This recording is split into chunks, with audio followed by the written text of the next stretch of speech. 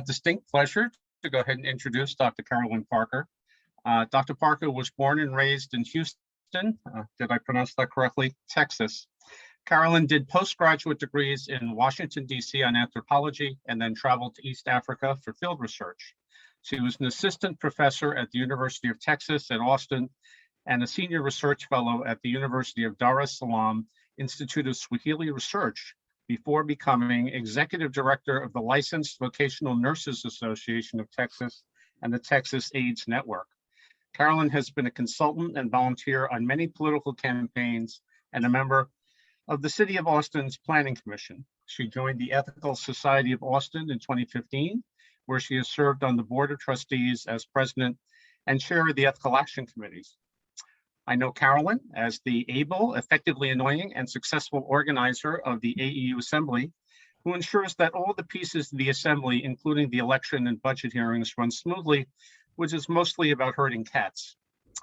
Speaking of cats, Carolyn is a sci-fi fan whose favorite author is C.J. Cherryh, who wrote the Trinura series, which is about a cat-like people and I'm sure provided inspiration for Assembly management. Carolyn has 3 adopted grandchildren and speaks Swahili. In summary, Carolyn, you are one of the most interesting people in the ethical culture movement. We're grateful to have you join us today, and we look forward to partnering with you in ethical action initiatives in the months and years to come. Welcome, Carolyn. I'm muting. My goodness, that's wonderful. Thank you very much for those kind words. I'm setting my timer now because I know we're on a schedule. So we're starting that, and that'll more or less keep me up. I want to thank you, Tom, for those words. That's amazing. And Sijambo, I didn't see who said that, but thank you very much for that greeting in Swahili. Thank you for inviting me here today. I'm really pleased and very proud to be here with you this Sunday morning. I'm proud because it's just an honor to speak to an ethical culture society that has given so much to ethical culture over the past 114, sorry. And I'm pleased because lately I've had a chance to work more closely with people that I had only ever seen at a distance at AEU meetings. And I found myself learning and growing through this association. As a native Texan, Brooklyn is a bit far from home, and even in virtual space, it could feel a little different. But what I found is that you all welcomed me as friends, and I really thank you for the friendships that I feel are growing out of this association. But now that I've mentioned the elephant in the room, the great state of Texas, it calls to mind what we're talking about today, and that is that we're looking at the culture wars, if you will, in Texas, and perhaps to decide whether or not this is just an anomaly, a freak one-time thing, or is it something that we really need to be worried about as a bellwether, a harbinger of the future. And I'll say this, Texas always seems to be fighting somebody. They fought Mexico, they fight Spain, they fight the Comanches, the Apaches, the Union, each other. Lately, it seems that Texas is taking an even stronger role, even though they may have been temporarily outshone by Virginia, taking a stronger role in fighting the so-called culture wars, being determined to own as many libtards as possible. The Texas legislature and our statewide officials together have really made Texas an object of international consternation, dismay, and embarrassment for months now. That is more than the usual embarrassment, consternation, and dismay that we expect out of Texas. Our Lieutenant Governor, Dan Patrick, got our attention when he talked to Tucker Carlson saying that as a grandparent, he would rather die than shut down Texas' economy for COVID-19, because doing that would damage his grandchildren's future. And then he later doubled down on that to say that really he figured is how most Texas grandparents would agree with him on that. 68,619 deaths later, as of last Thursday, we've now learned that while Texas's power grid is separate from the rest of the country, its economy is not. Too bad about all those grandparents. And now our Texas governor, Greg Abbott, not to be outdone by his number two, seems to think that we can sacrifice our children too, because he issued an executive order that said that any entity that receives state funds cannot require anyone to wear masks. This includes public schools. And then he followed that with another executive order that forbids even private entities from requiring their employees to be vaccinated with COVID-19.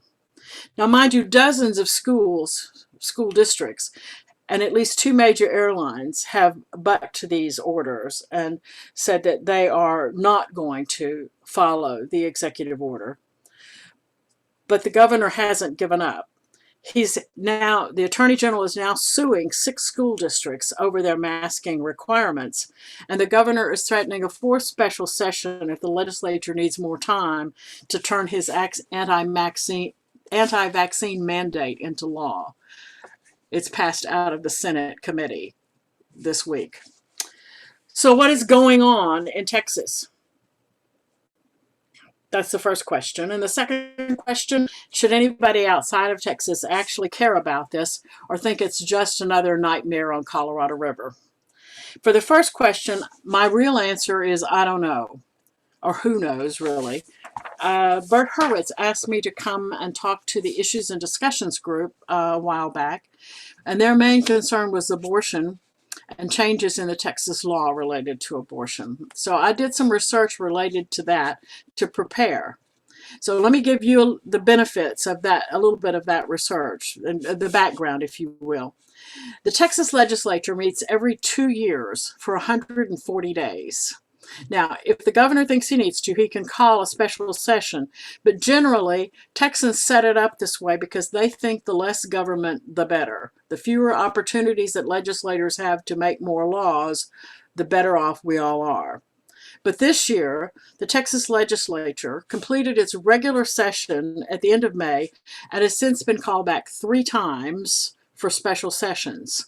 And if the work of the special session that's in session right now, which has to be completed by midnight on Tuesday, isn't finished, we can expect a 4th special session. During the regular session, more than 7,000 bills were filed. Of these, 666 were passed on for the governor's signature. I reviewed those bills that were passed in the regular session, as well as in the special sessions, although I didn't count those, to prepare for that discussion on abortion bills. Of the dozen or so bills that were filed dealing with abortion, 2 passed during the regular session, and the 3rd passed during the 2nd special session. So, a quick review of these. House Bill 1280 was passed during the regular session, and this was the backup bill that if the Supreme Court overturns Roe v. Wade, Texas would outlaw abortion completely, with protection for the pregnant person's life. According to the Guttmacher Institute, there are 21 other states that already have that bill in place, and New York is one of only 12 states that have state laws that will permit abortion after Roe v. Wade is overturned. Senate Bill 8 is the second bill that was introduced during, well, maybe an early bill, during the regular session. Second was passed. And this is that infamous fetal heartbeat bill. What's unique and important about this bill is this is enforcement. The enforcement is not by the state, but by individuals, any individual. The bill prohibits any abortion after 6 weeks of pregnancy. Anyone except the pregnant person who receives the abortion, that is, anyone who otherwise participates in the abortion or assists the pregnant person in getting the procedure, can be sued for at least $10,000 in a Texas court. Any person, regardless of state of residence, may bring such a suit. There is no exception regarding the health of the pregnant person, nor is there an exception for rape or incest. This law went into effect September the 1st and is currently being litigated in several courts. At least 2 active lawsuits have been filed to test the law. And for this, there are 2 things I would say to note. One, there are really worse things yet to come. And two, the vigilante enforcement mechanism that is part of this law has already stopped most abortions in Texas. Pregnant Texans are already turning to abortion facilities in other states if they can afford to get there. And when doing that, they're overloading those facilities and affecting access for the pregnant pregnancies of those states. But I would say most ominous in all of this, other states are now considering adopting this vigilante mode of enforcement, which is a concept linked directly to the Jim Crow laws of the past.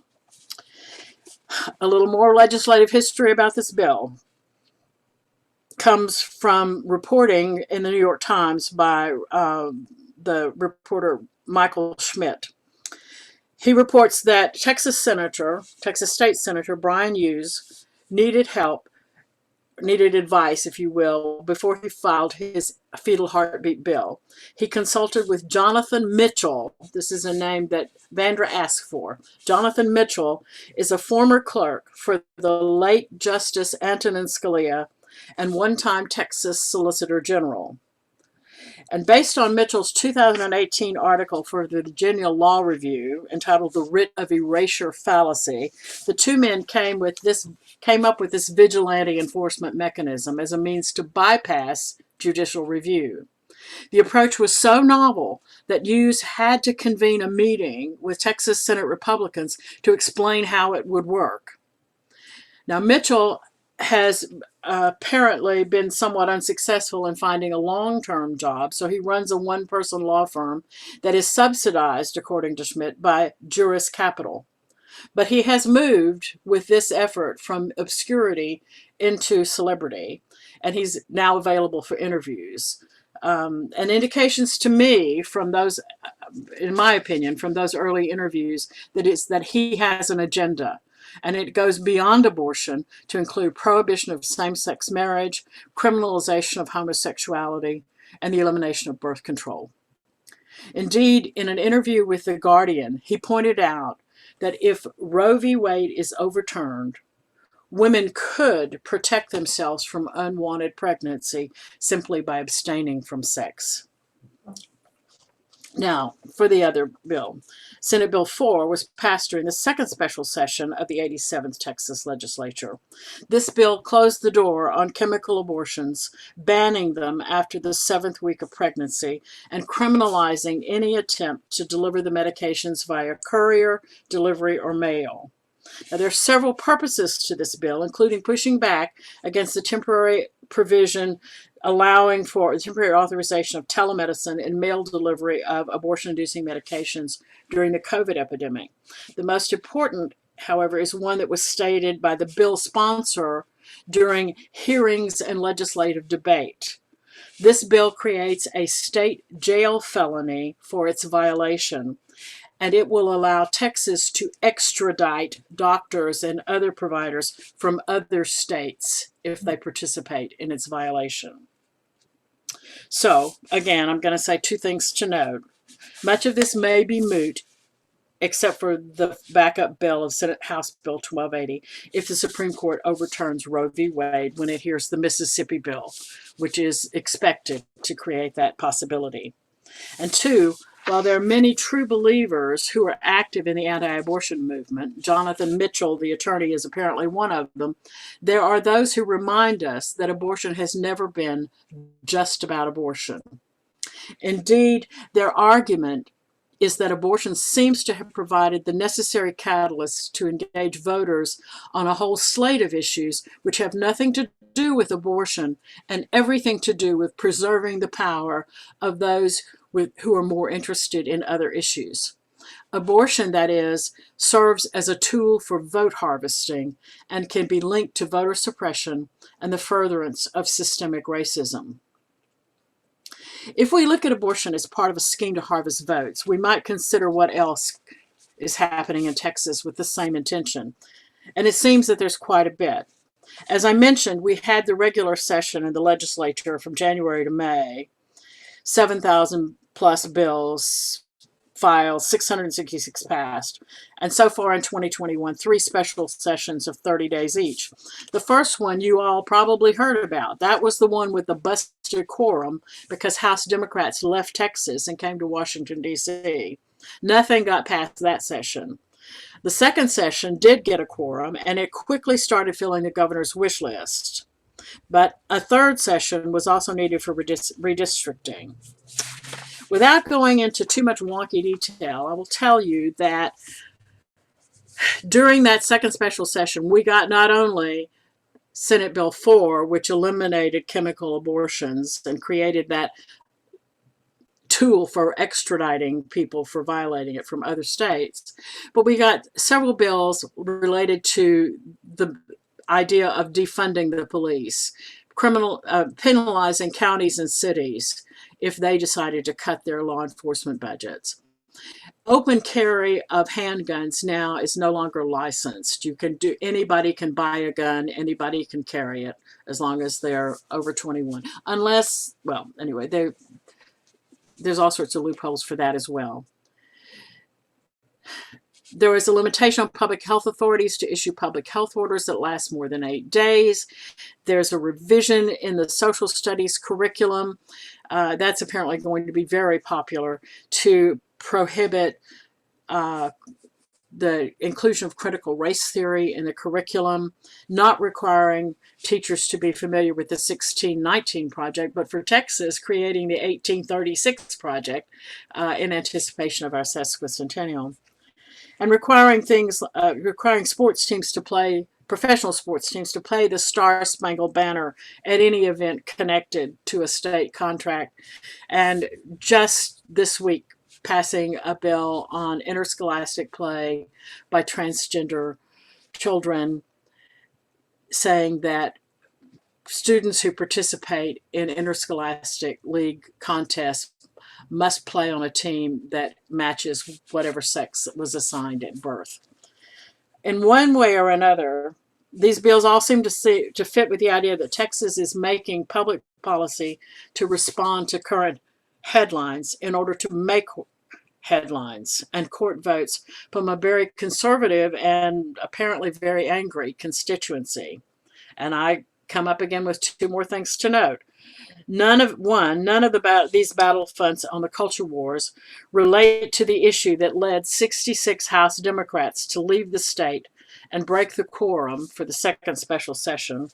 And 2, only one of the thousands of bills filed in the regular or special sessions dealt with the critical issues arising from the February 2021 winter storm that cost billions in damages and killed hundreds.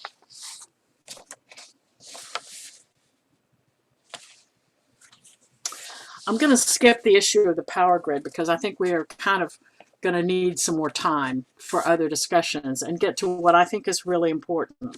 I really felt that when the legislature failed to deal with the power grid, that what we were doing was a kind of sidestep. If you saw Best Little Whorehouse in Texas and you saw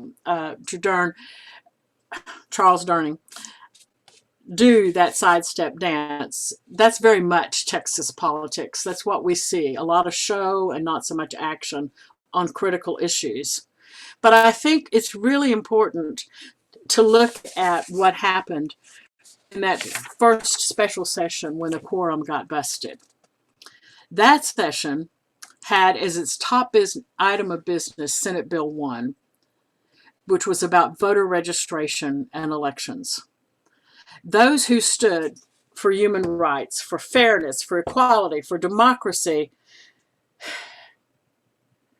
had struggled throughout the regular session. They were outnumbered. They managed to get some bills through. December the 1st is now Rosa Parks Day in Texas. But by and large, they were defeated in their attempts to stop restrictive and punitive bills that were filed and passed regarding the conduct of elections. They sailed through the regular session. So the House Democrats were concerned about this. They knew they needed help to deal with the proposals in SB 1, which were highly restrictive. So what they did is they left the state, breaking the quorum, effectively preventing any action in that special session.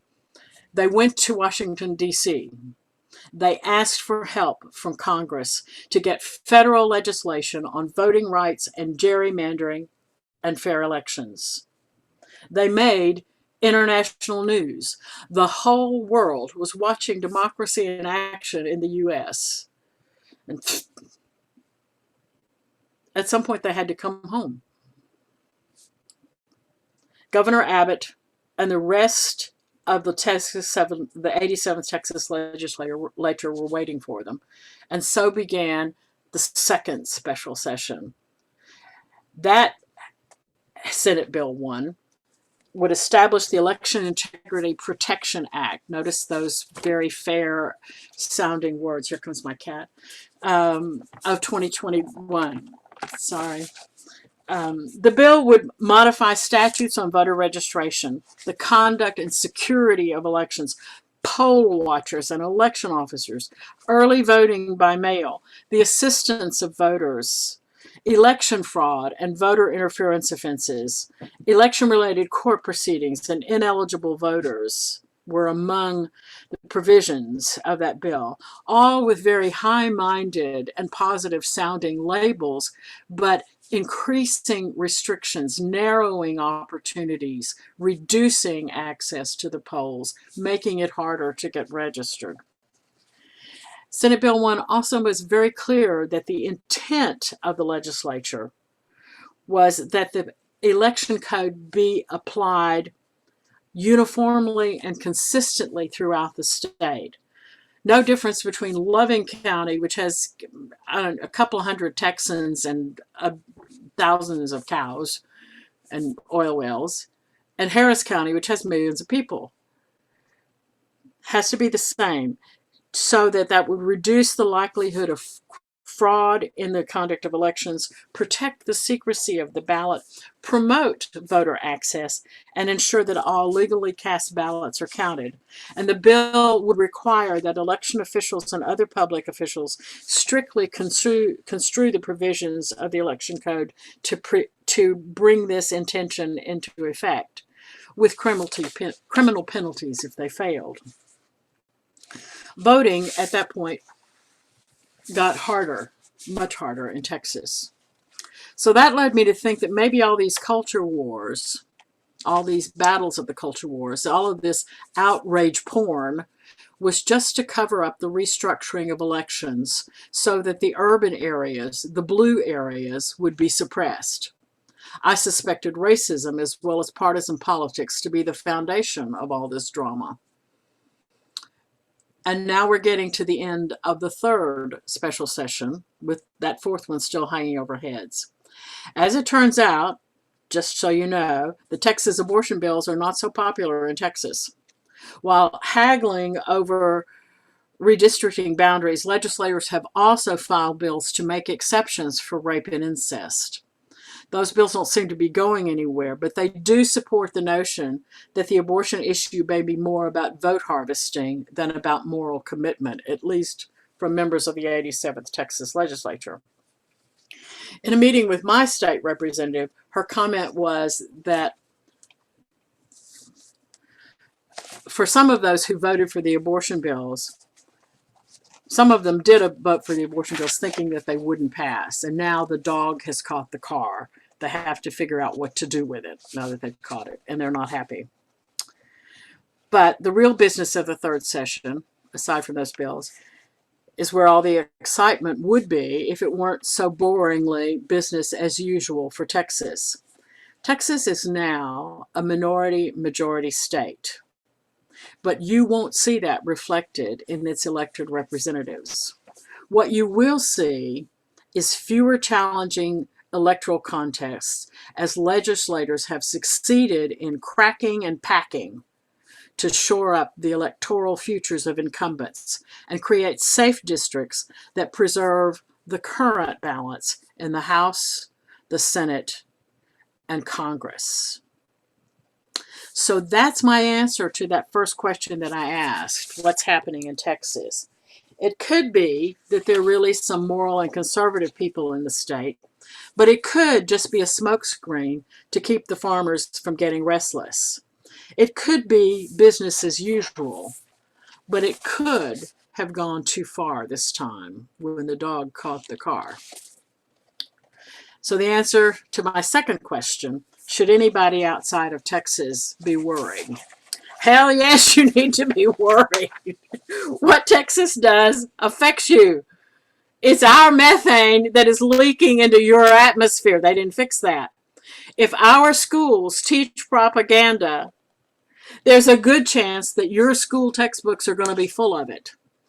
If we keep spreading COVID-19, who knows what variants are going to show up in Brooklyn? What happens in Texas does not stay in Texas.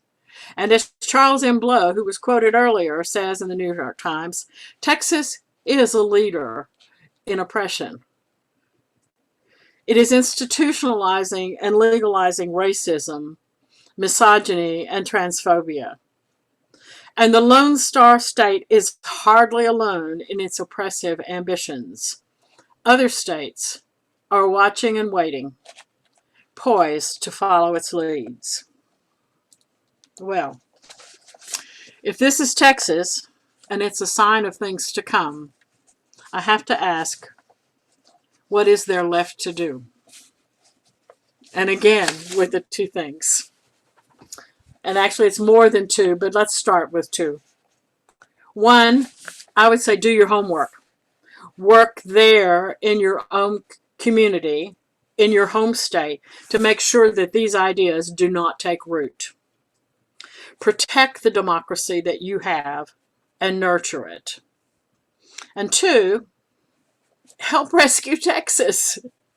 I don't mean send money or move to Tyler so you can vote there, although you're welcome to come. I do mean to help Texas make the changes it needs to make through democratic processes. The Texas legislators broke the House quorum to go to Washington for help, and there was none to be had. There were not enough members of Congress willing to pass legislation to protect voting rights and fair elections. Look at your state's delegation and see if anyone refused to help us. Help them do better so that they can make it easier for Texans to participate in our democracy. And expect to be asked in the coming year to help with those democratic processes wherever they are needed. This may mean more of those postcards and letters and calls. It could for some even mean traveling to help with voter registration or voter education. Whatever it takes, we absolutely need a better Congress.